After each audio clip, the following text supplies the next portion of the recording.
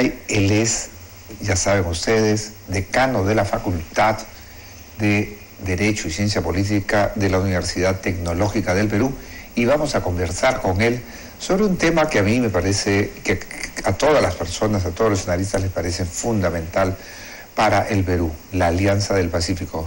Bienvenido, Miguel, ¿cómo estás? Pues siempre grato de estar contigo, Osvaldo. Muchas gracias por la invitación.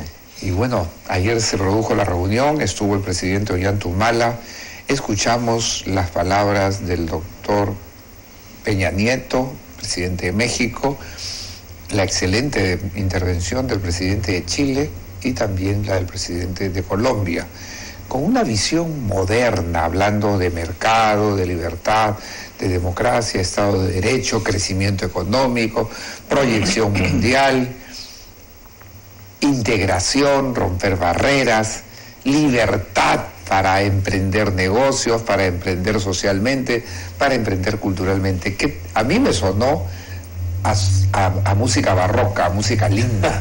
No sé qué sentiste tú. Bueno, yo creo que, creo que ese debe ser el libreto del presidente Ollanta Humala. Y porque la tendencia del Perú en los últimos años ha sido caminar en base a una dinámica de crecimiento de la cual nosotros no podemos desaforarnos.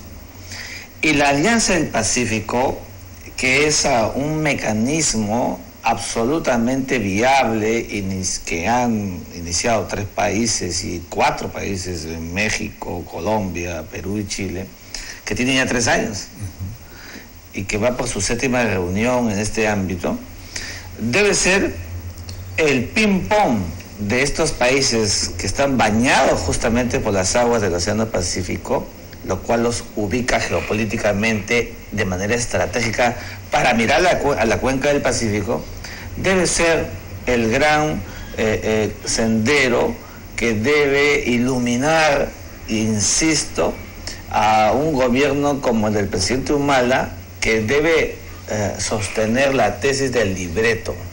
¿Y por qué decimos libreto? Porque hace pocas semanas hemos visto una suerte de inseguridad, la opinión pública medio desconcertada. ¿Qué está pasando aquí? Si vamos a ir a un régimen estatista, controlista. Yo creo que esta es una manifestación importante y que debería pues sincerar, ¿no es cierto?, hacia adelante el camino de lo que le corresponde al Perú, que no puede perder tiempo, que no puede darse el lujo de salirse de un marco preestablecido, Osvaldo, que ya tiene algunos años en el Perú. Pero es un marco exitoso, porque tú te puedes salir de un marco que te lleva a la derrota, al fracaso. Winston Churchill le llamaba al socialismo la ideología del fracaso. Sí. Y lo vemos en el Mercosur, lo vemos en Venezuela, lo vemos en Argentina. ¿Por qué existe todavía en nuestro país y en el gobierno esas dudas, esa tentación de buscar el camino del fracaso? Fíjate, yo lo que creo es que, si hay ambivalencia, esta tiene que terminar o debió terminar ya hace un buen tiempo, porque la gobernanza estatal supone toma de decisiones al más alto nivel, con programas y planteamientos en el plazo inmediato. Eso es lo que caracteriza a un estadista, lo que caracteriza a un gobierno serio, democrático, con los verdaderos parámetros de seguir las verdaderas políticas de Estado. Entonces, no le hace bien, evidentemente, cuando hacia el interior, en el frente interno, hay estas dicotomías, estas ambivalencias. No le hace bien. Por eso el discurso del presidente Humala ayer es un discurso alejado del socialismo, que esperemos que se traduzca y que se materialice como corresponde, porque fíjate, el acuerdo ayer, liberalizar el 90% de todas las partidas, que básicamente es comercio, yo creo que eso es un paso acelerado, importantísimo, en el verdadero camino en el que estamos enmarcados. Fíjate, lo hemos dicho aquí y en reiteradas oportunidades en otros espacios. la política exterior del Estado peruano, como seguramente la de Chile, la de México, la de Colombia, debe estar orientada casi a exclusividad a lograr TLCs, a lograr apertura de mercados, a bifurcar los espacios donde el Perú pueda colocar más y mejor lo que tiene, y buscando, por supuesto, ¿no?, la llegada de la tecnología para salir de una tradicional forma de ver la economía basada en eso, materias primas en la exportación, y convertir al Perú en un país realmente en proceso de desarrollo con industrialización. Ese es el objeto final, hacia ahí debemos aspirar. Pero para llegar a eso, Osvaldo, tenemos que dar cuenta a la comunidad interna y a la comunidad internacional que somos coherentes en el frente interno y en el frente internacional, que tenemos que ser coherentes con todo el discurso político, económico, social, como tú muy bien lo has señalado, que es lo que corresponde para franquear y sincerar las relaciones internacionales. Las relaciones internacionales que tienen más de 100 años de acto creativo como cientificidad de las relaciones de la dinámica del poder, exige sinceramiento de los actos propios de los regímenes, de los gobiernos, en sus ejecuciones, en sus discursos. Y creo que esta reunión ha servido para fortalecer ese mecanismo. Pero no debemos quedarnos ahí solamente. Deberíamos evaluar más cosas, eso es verdad. Pero sirve, ayuda, coadyuva, y eso es lo más importante. Ahora, y cuando tú examinas la política de Enrique Peña Nieto en México, él, llegado al poder, tuvo una muy fuerte oposición. Incluso antes de que llegara al poder, se dijo que no estaba preparado, se dijo que era muy joven, que estaba casado con una actriz. Trataron de banalizar su presidencia. Incluso dijeron que ni siquiera sabía responder a las preguntas en las entrevistas internacionales. Pero este hombre tiene las cosas muy claras. Lo primero que ha hecho es una reforma de la educación, una ley de educación, porque considera que México tiene que proyectarse al mundo. Y si tiene que proyectarse al mundo, tiene que hacer que la educación en México tenga un alto nivel. Y la segunda cosa que ha hecho es que la empresa pública, la empresa estatal, deje de ser un monopolio estatal y tenga la posibilidad de asociarse con empresas privadas, y que las empresas privadas ingresen también a la exploración y explotación de petróleo.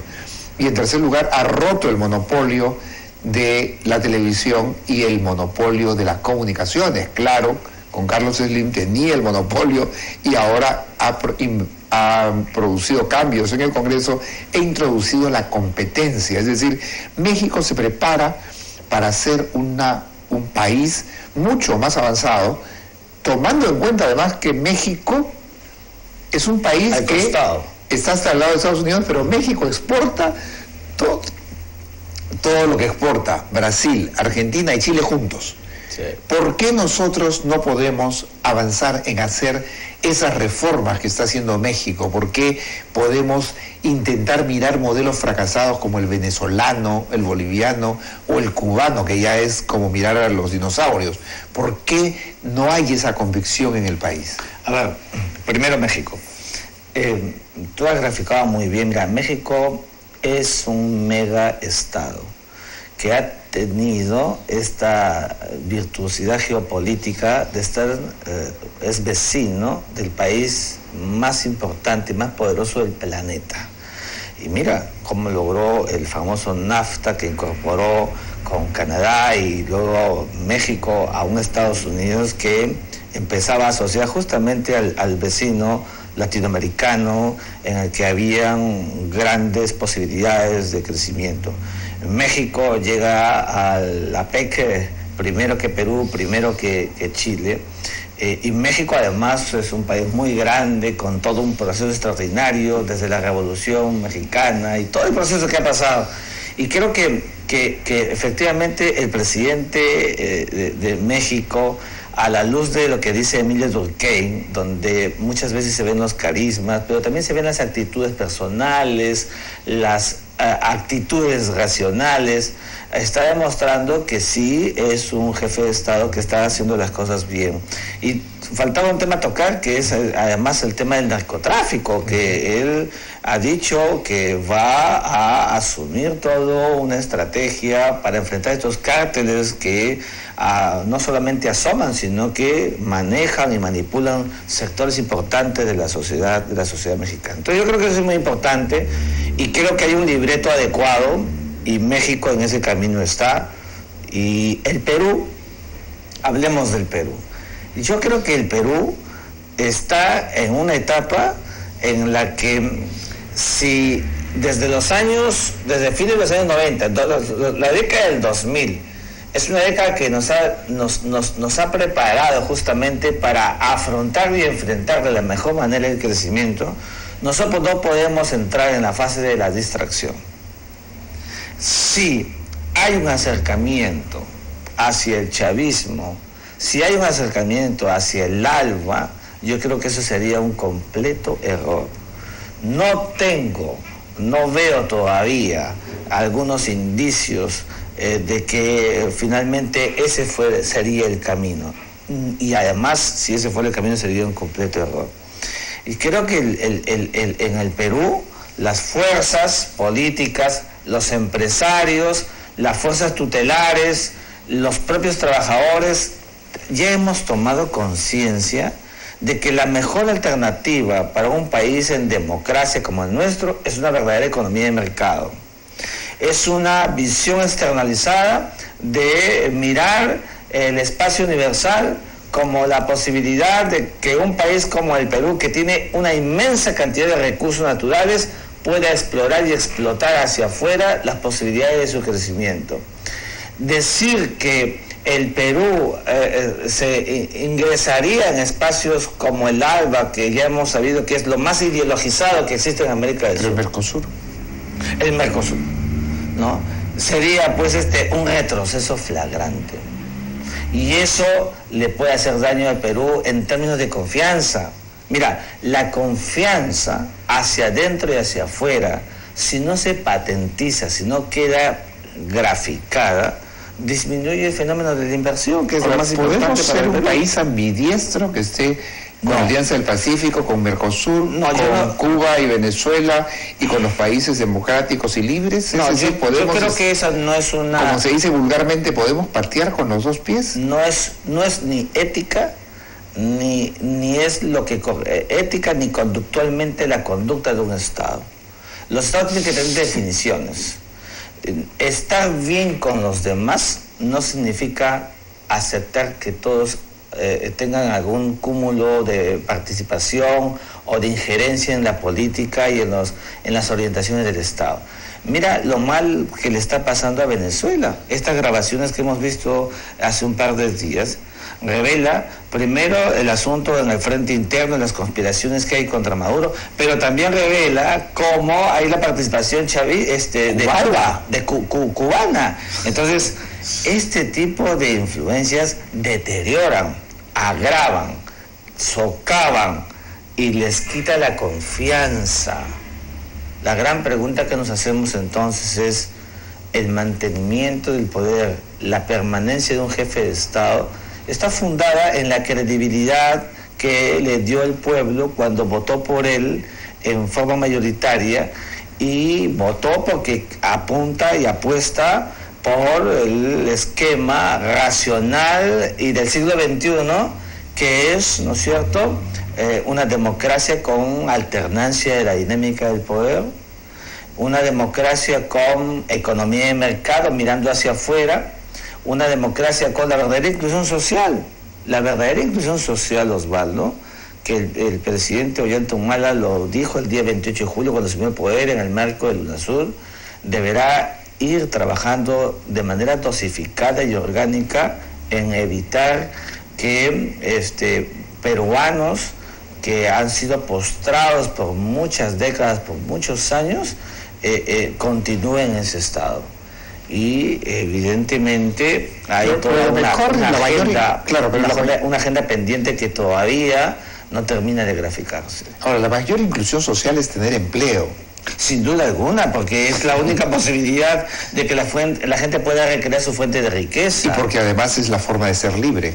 Sin duda alguna, o sea... Porque si tú estiras la mano a que el Estado te dé, te conviertes en una persona, en un esclavo del Estado. La nueva esclavitud. Ese es el Estado proteccionista. Ese es el Estado populista. Esa ha sido, por ejemplo, la política de Chávez. ¿Cómo es que Chávez alcanzó altos niveles de votación durante los 13 o 14 años que estuvo en el poder? Fundado básicamente en contentar una suerte de momentánea actitud estatal para contentar, sabiendo incluso Chávez que en el futuro hay una bomba de tiempo como que la existe en la propia Venezuela y que tenemos que evitar que en el Perú se produzca. Yo creo que el Estado proteccionista, ese Estado que apoya y que da dinero a las gentes, no es el mejor Estado. A la gente que dale los elementos y las fuentes para la recreación de riqueza. Eso es lo que nos debe permitir a nosotros ese crecimiento articulado, donde todos podamos mirar un Perú diferente. Mira, ya estamos hablando de crecimiento, sí pues, pero en estos 2 últimos meses ha habido una desaceleración. Los metales han bajado y en consecuencia hay un impacto. Y este impacto significa ahora que tenemos que ver a esos cuadros del Ministerio de Economía, esos hombres del gobierno, cómo van, ¿no es cierto?, a manejar la cosa pública a partir de estas situaciones de naturaleza económica que se vienen presentando hacia afuera y hacia adentro. Entonces, hay una agenda que tenemos que se tiene que trabajar y concentrar por el bien de la sociedad nacional y dejar, Osvaldo, las otras agendas que a veces están allí, ¿no?, interfiriendo en el tema central, que es para el que se ha elegido el presidente de la República. El objeto final, liberalizado, de cualquier opción de carácter ideológico, es la dinámica del bienestar. Está en toda la teoría política. Bueno, ese es el objeto, para eso lo hemos elegido presidente, y en ese camino debe trazar este libreto que juró, ¿no?, cuando electo, juró el presidente Humala cumplir, y es que es lo que todos los peruanos queremos. Ahora, Colombia ha tenido una guerra interna o una guerrilla terrorista, de repente no es la palabra adecuada, una guerra interna, una guerrilla terrorista, y sin embargo Colombia se mantiene en la alternancia del poder. Hubo una reelección con el expresidente Uribe, pero Colombia también crece. Sí. Colombia crece, pese al terrorismo, pese a las FARC, pese a todo, Colombia crece y Chile crece. Esta es una alianza, la Alianza del Pacífico, no es una alianza de la victoria, no es una alianza victoriosa. A ver, pero además hay que decir que Colombia crece porque también ese famoso Plan Colombia, de esa apuesta de Estados Unidos por un Colombia enfrascado y con resultados que Uribe materializó a la luz de esta relación con Estados Unidos en el Plan Colombia, efectivamente crecen, los países están creciendo. Y son economías que están en ese camino, y porque el proceso es tan rápido, Osvaldo, que países como el Perú, que también crece y debe crecer más todavía, aún con este proceso de desaceleración de las últimas semanas, debe llevarnos a asumir, ¿no es cierto?, una conducta más proactiva. O sea, nos obliga a no salirnos de esos libretos preestablecidos y no hacer ensayos que puedan generar lo que te decía al comienzo, desconfianza. Por eso creo que el discurso ahí del presidente debe materializarse, debe ser un discurso que genere confianza hacia adentro y hacia afuera, y que ese debe ser el verdadero rumbo del Estado peruano. Hay un tema, el de la velocidad del crecimiento y las reformas. ¿Cómo ves esto? Bueno, todavía no existe una relación uniforme entre los dos. El objeto es que ese crecimiento acelerado debe materializarse en desarrollo. De lo contrario, estamos creando bombas de tiempo, porque lo que la gente dice es, si en el Perú hay plata, si antes nunca tuvimos más de 65.000 millones en la caja, ¿cómo es posible que no haya una redistribución de la riqueza? Creo que eso es el fin ontológico de todo Estado. Muy bien. Y hacia eso debe apuntar, evidentemente, el Muy gobierno. bien, nos vamos con nuestros amigos de Unitel de Huancayo. Muchísimas gracias. Y Unitel de Huancayo, adelante. Muchas gracias por esta entrevista.